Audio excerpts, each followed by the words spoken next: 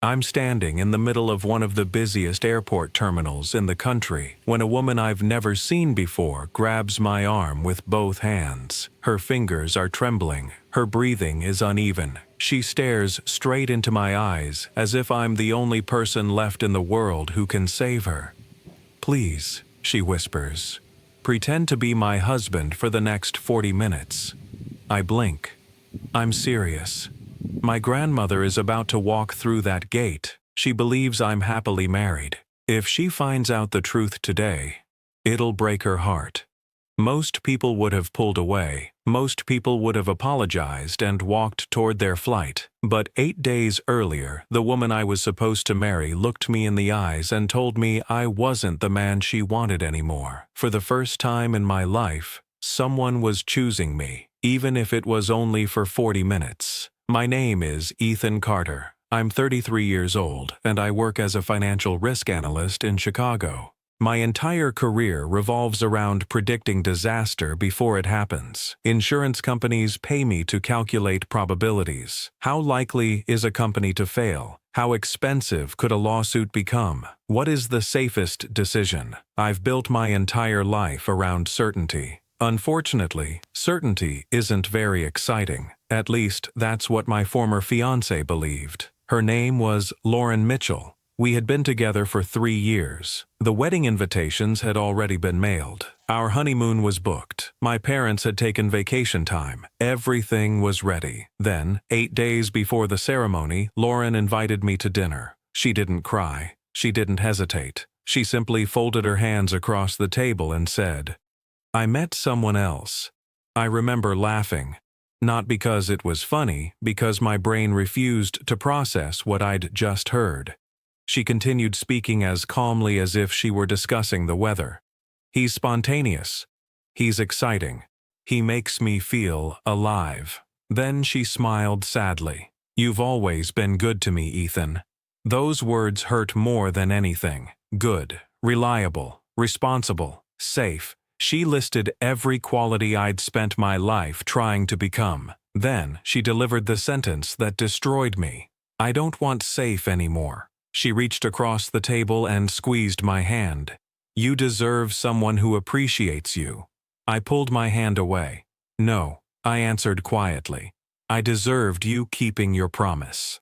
8 days later, I flew to Boston to cancel our wedding venue. I signed refund paperwork, returned decorations, collected the engagement gifts that had already arrived. Then I boarded a flight home carrying one small suitcase and a wedding band I couldn't force myself to throw away. By the time I landed for my connecting flight, I felt completely empty. No wife, no wedding, no future, just another quiet man nobody had chosen. I wandered through the airport, staring at departure screens without really seeing them. Families hugged, children laughed, couples argued about luggage. Life kept moving. Mine had stopped. Then someone slammed into my shoulder. A woman wearing a dark blue dress grabbed my arm before I could step away.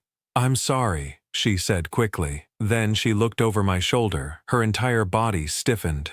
"Oh no." "What?" "My grandmother's flight landed early." She turned back toward me, her eyes filled with panic. "Please." I frowned. "What?" "I know how crazy this sounds. It does. I need you to pretend to be my husband." I stared at her. She looked completely serious. "My grandmother believes I got married 8 months ago." "Okay. I've lied to her for 2 years." That got my attention. 2 years? She nodded miserably. "I kept telling myself I'd tell her the truth next month. Then next month became another month. And another. Now she's here." She pointed toward the arriving passengers. "She has a 40-minute layover before flying home. I can't let the last memory she has of me be disappointment." I studied her face. There wasn't manipulation there, only desperation. "I'm Emily Brooks," she continued. "My grandmother practically raised me. My parents were always working.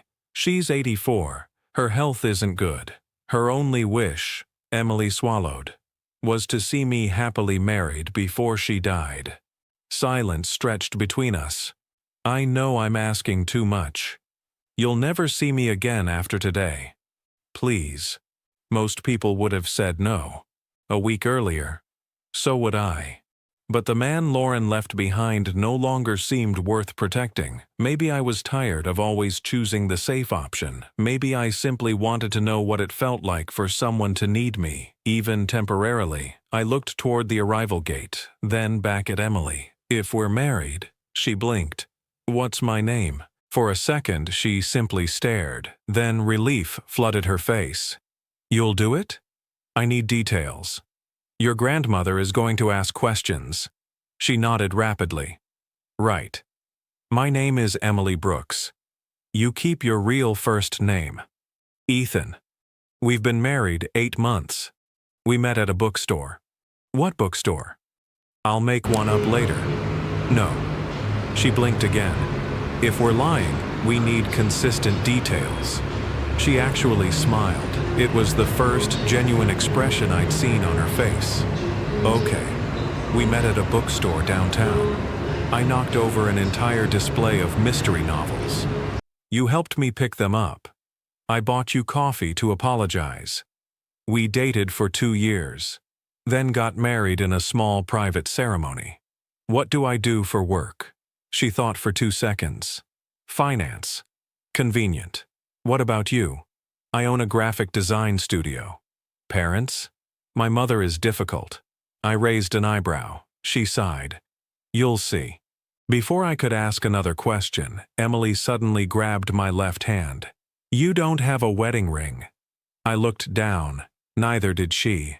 My ring's in my purse, she whispered. But yours. Without thinking, I reached into my jacket pocket.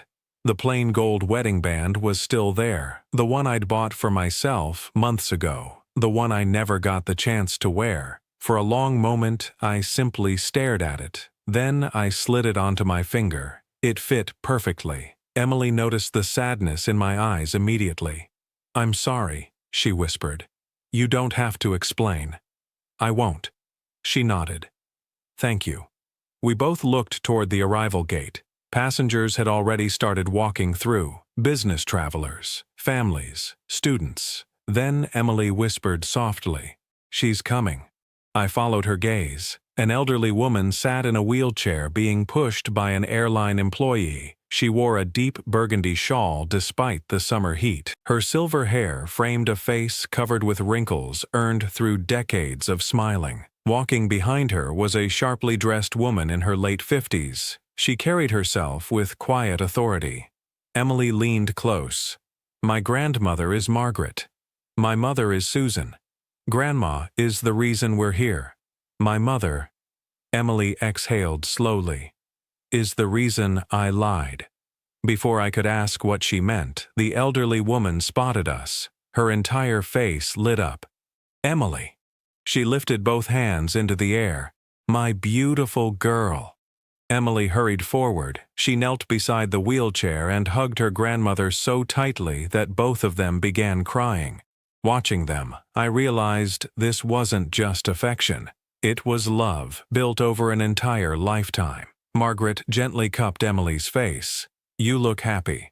Then her eyes moved toward me. Everything became silent. She looked at me for only a second before smiling with unbelievable warmth. So, she reached one hand toward mine. This must be my grandson. I stepped forward. Instead of towering above her, I crouched until we were eye level. I took her fragile hand carefully. It's an honor to finally meet you, Margaret. Emily talks about you all the time. Margaret's eyes immediately filled with tears. Oh, what lovely manners. She squeezed my hand. I knew she'd choose a good man. For reasons I couldn't explain, those words hurt, because just 8 days earlier, someone else had looked at me and decided I wasn't enough. Susan didn't smile. She didn't offer her hand. Instead, she looked me up and down with the careful eyes of someone searching for a crack in a story. So, she said evenly, this is Ethan. Emily stood. Mom. Susan ignored her. We've been hearing about you for 8 months. She folded her arms. And somehow today is the very first time we've met. The question wasn't really a question, it was a challenge. Emily opened her mouth, but I answered first. That's my fault. Susan's eyes shifted toward me. My work keeps me traveling almost every week. I'm a financial risk analyst. Most of my clients are spread across different states. I smiled apologetically. I've wanted to meet Margaret for months. When Emily told me she had a layover here today, I canceled a meeting to make sure I didn't miss the chance. That wasn't entirely true, but somehow it didn't feel like a lie. Margaret patted my arm. I told you, she said proudly to her daughter. I knew Emily would choose someone thoughtful. Susan remained expressionless. I suppose. Not convinced, but no longer attacking. Margaret looked around the terminal. We only have 40 minutes. She clapped her hands together like an excited child. Come. I want to hear everything. The five of us found seats near the large windows overlooking the runway. For the first several minutes, I felt as though I were walking through a minefield. Every answer mattered. Every sentence had to match the story Emily and I had invented. Margaret smiled constantly. Susan watched constantly. There was a very important difference. So, Margaret asked happily, tell me about your first date. Emily looked at me. I looked back at her. We had never discussed that. I smiled. Honestly, it wasn't really a date. Margaret leaned closer. No. We spent almost 3 hours arguing. Emily's eyebrows lifted. About what? Whether mystery novels are better than historical fiction. Emily caught on immediately. I won. You cheated. I did not. You absolutely did. Margaret laughed so loudly, several travelers turned toward us. Oh, that's wonderful. She wiped tears from the corners of her eyes. You're already arguing like an old married couple. For the first time, Emily relaxed. I noticed it immediately. Her shoulders lowered. Her breathing slowed. The panic disappeared from her face. She started responding naturally, instead of carefully choosing every word. That somehow made the entire performance feel frighteningly real. Margaret turned toward me again. Does she still work too much? Emily groaned. Grandma. Margaret ignored her. She always tries to solve every problem herself. I've been telling her for years to let people help. I looked at Emily. She gave me an embarrassed smile. I've noticed. Margaret nodded knowingly. So? Do you help her? I answered honestly. I'm trying. Emily looked at me. Something changed in her expression. She knew that answer wasn't part of the act. Somewhere inside the last 20 minutes, I had actually started wanting to help her. Margaret smiled with complete satisfaction. I knew it. Susan interrupted quietly. Where did you spend your honeymoon? Emily froze. She hadn't warned me about this. I took one slow breath. We almost didn't have one. Susan raised an eyebrow. Oh? I accidentally booked the wrong hotel. Emily immediately covered her mouth to hide a laugh. I continued. I realized my mistake the night before we left. I spent 4 hours on customer service calls trying to fix it. It wasn't exactly romantic. Margaret laughed again. Susan looked toward Emily. That's the story you told Grandma? Emily nodded. I might have improved a few details. I sighed dramatically. She definitely improved them. I sounded much smarter in her version. Margaret laughed even harder. Susan's lips twitched, barely. But I saw it. It wasn't approval. It was something close to respect. She had expected me to panic. Instead, I'd admitted an embarrassing mistake. That made the story believable. For the next 20 minutes, conversation became easier. Margaret wanted stories, not facts. She asked how we divided household chores. Emily immediately answered. He insists on cooking. I do not. You absolutely do. I cook twice. You burn toast. I've improved. Margaret laughed until she started coughing. I handed her a bottle of water before anyone else noticed. She smiled softly. Thank you, Ethan. Her voice became quieter. You pay attention. Those 4 words settled heavily inside my chest. Lauren had once described me as predictable. Margaret described me as attentive. Same behavior, different eyes, different conclusion. I began wondering how many things about ourselves depend entirely on who is looking. After another few minutes, Margaret reached into the small leather handbag resting on her lap. Her movements slowed, almost ceremonial. She carefully removed a narrow velvet pouch. Emily immediately became nervous. "Grandma," Margaret smiled gently. "I've carried this with me for years." She opened the pouch. Inside rested an old gold bracelet. It wasn't flashy, it wasn't covered in diamonds, but time itself seemed woven into the metal. The edges were worn smooth. The gold glowed softly from decades of being loved. Margaret held it with both hands. "My mother gave this to me on my wedding day." She looked at Emily. "I wore it every single day for 51 years. The airport suddenly disappeared around us. Nobody spoke. "I always promised myself," Margaret's voice trembled, "that I would place it on your wrist myself." Emily's eyes filled with tears. Margaret gently slipped the bracelet onto her granddaughter's wrist. "There. My beautiful girl. Now I know you're loved. Now I know you're safe." Emily stopped breathing. I could actually see it. Her entire body became rigid. Because this wasn't pretend anymore. A fake husband was one thing. Receiving a family heirloom meant everything. Emily stared at the bracelet as though it weighed 100 pounds. She slowly shook her head. "Grandma, I can't." Margaret smiled. "You can. I've waited long enough." Emily looked at me. Her eyes begged for help. Not because she wanted to continue lying, because she wanted to confess. I knew exactly what she was thinking. This had gone too far. She opened her mouth. "I'm sorry." I gently placed my hand over hers, then over Margaret's. "I promise we'll treasure it." Margaret looked at me with complete trust. "I know you will."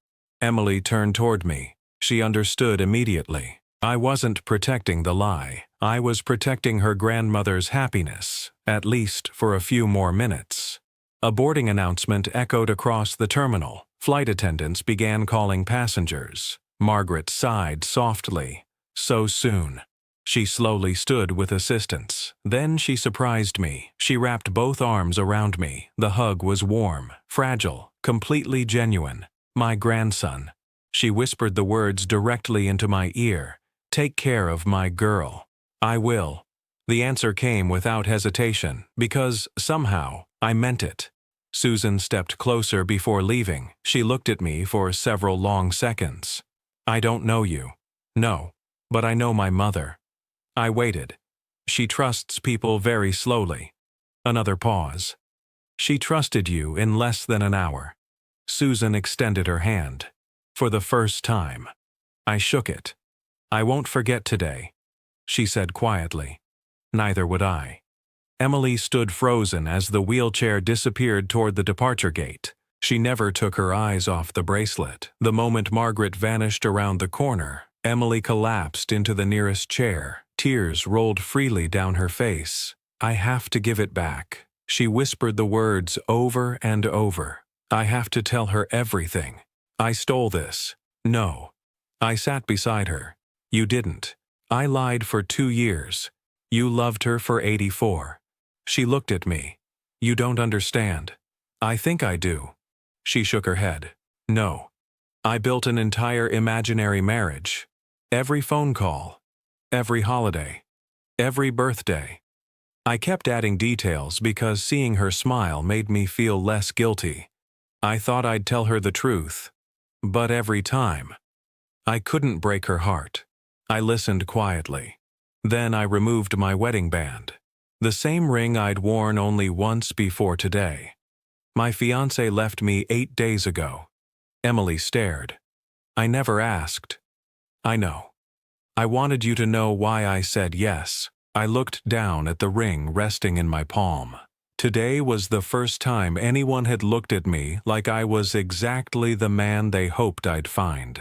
Emily reached over and gently closed my fingers around the ring. She was wrong. I looked at her. The woman who left you. She was wrong. For a long moment, neither of us spoke. Then she smiled through tears. You know. What? For someone who claims to live a very boring life. You just pretended to be a stranger's husband in an airport. I laughed. So I did. And somehow, she smiled wider.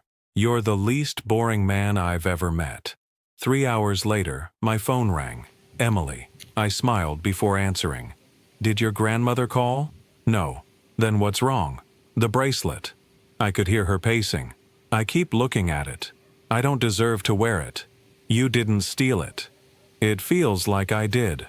We talked for almost 3 hours that night, about everything except the bracelet. She told me about building her graphic design business from the ground up. I told her about growing up with a father who believed showing up every day mattered more than making dramatic speeches. She laughed when I admitted I alphabetized my bookshelf. I laughed when she confessed she had once driven 2 hours because she forgot where she'd parked her car after a concert. By midnight, neither of us wanted to hang up. The next evening, she called again, officially, to discuss returning the bracelet, unofficially, to hear my voice. Within 2 weeks, we were texting from morning until midnight. Within a month, I drove 2 hours to visit her city. She chose a small coffee shop downtown. The moment I walked inside, she stood. Neither of us knew whether to hug, shake hands, wave awkwardly. Finally, she laughed. This is much easier when we're pretending to be married. I laughed too. It really is. We hugged. It felt strangely familiar, as though we had skipped months of getting to know each other. Over the next several weeks, coffee became dinner. Dinner became weekend trips. Weekend trips became ordinary Tuesday evenings spent watching old movies. Somewhere along the way, the pretending quietly disappeared. One afternoon, Emily brought me to a small independent bookstore. "This is it," she said. "The place?" She nodded. "The imaginary bookstore where we supposedly met." I looked around. Shelves stretched in every direction. The smell of coffee and paper filled the air. She smiled. I figured, if we're going to keep telling Grandma that story, we should at least visit the place. We wandered through the aisles until we reached the mystery section. Emily deliberately bumped one of the display stands. A few books slid onto the floor. There. She grinned. Now the story finally happened. I knelt to pick them up. So this is where I fell hopelessly in love? Exactly. She sat beside me on the floor. For a moment, neither of us moved. Then she became serious. Ethan. I need you to answer honestly. I will. Are we together because of that day? Or because we actually want this? I looked at her. She wasn't asking casually. She was terrified. My whole life, she continued quietly, I've felt like someone else's responsibility. My parents worried about me. My relatives tried introducing me to men they thought were suitable. I became a project. She looked down.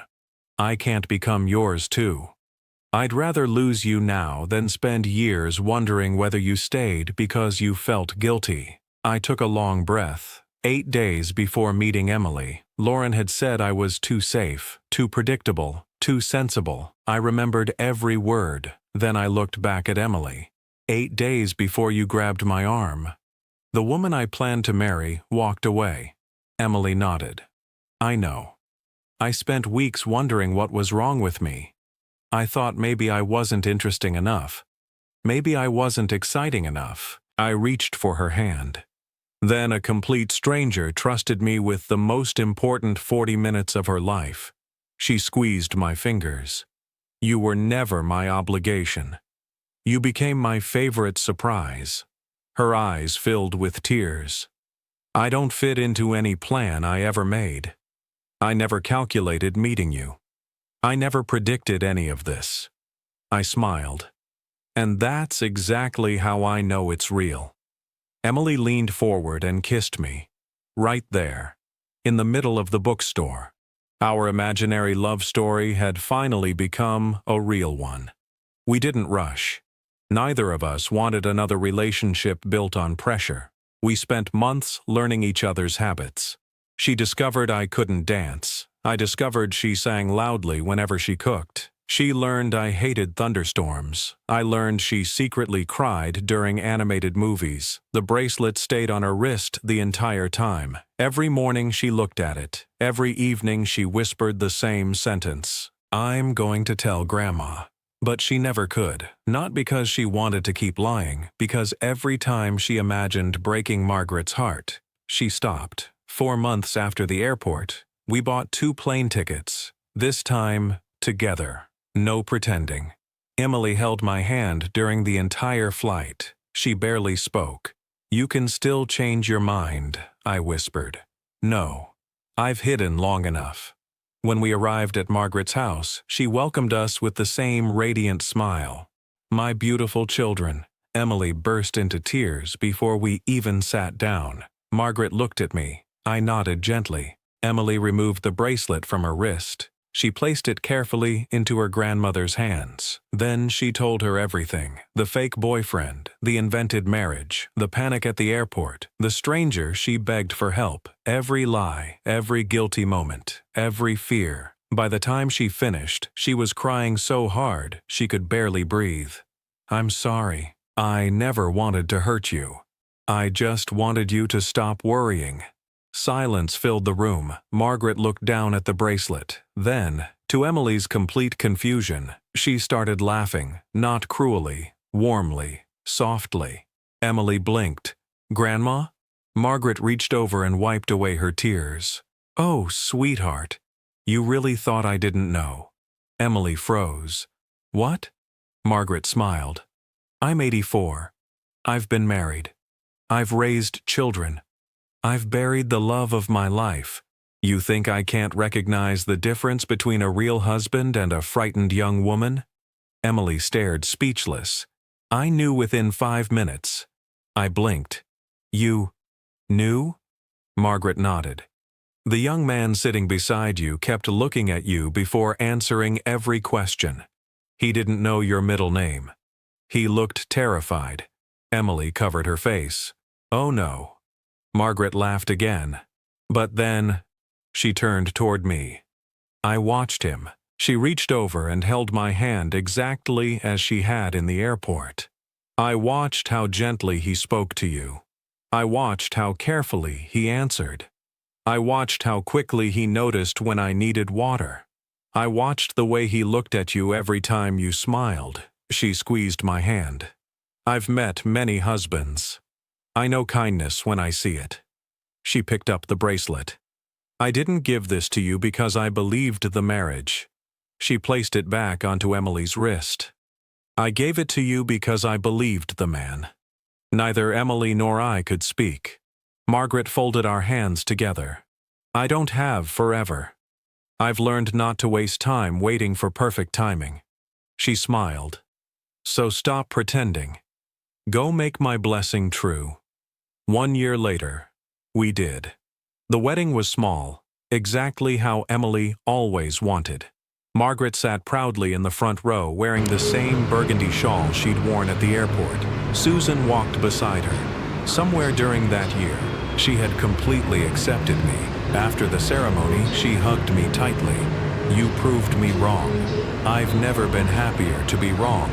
Emily wore the bracelet, now 52 years old. Once placed on the wrist of a woman inside a fake marriage, now resting exactly where it belonged. Sometimes I still think about that airport, about how close I came to saying no. If I had chosen the safe decision, I would have walked to my gate, boarded my plane, gone home alone. Instead, a stranger reached through a crowded terminal, grabbed my arm, and unknowingly chose the one man who had spent his entire life wondering what it felt like to be chosen first. Lauren once looked at me and saw a man who wasn't exciting enough. Margaret looked at me for 40 minutes and saw someone worthy of trusting with her granddaughter's heart. One person measured excitement, the other measured character. Only one of them was right. Life has a strange way of rewarding quiet people. Not immediately, not dramatically, but eventually. The people who stay, the people who keep their promises, the people who show up without asking for applause.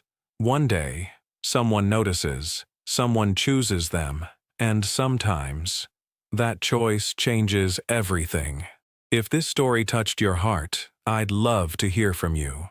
Have you ever experienced a moment when someone chose you just when you had stopped believing anyone would? Share your story in the comments because I'd truly enjoy reading it. And if you enjoyed this story, don't forget to like the video, subscribe to the channel, and turn on notifications so you won't miss our next unforgettable story. Thank you for watching, and I'll see you in the next video.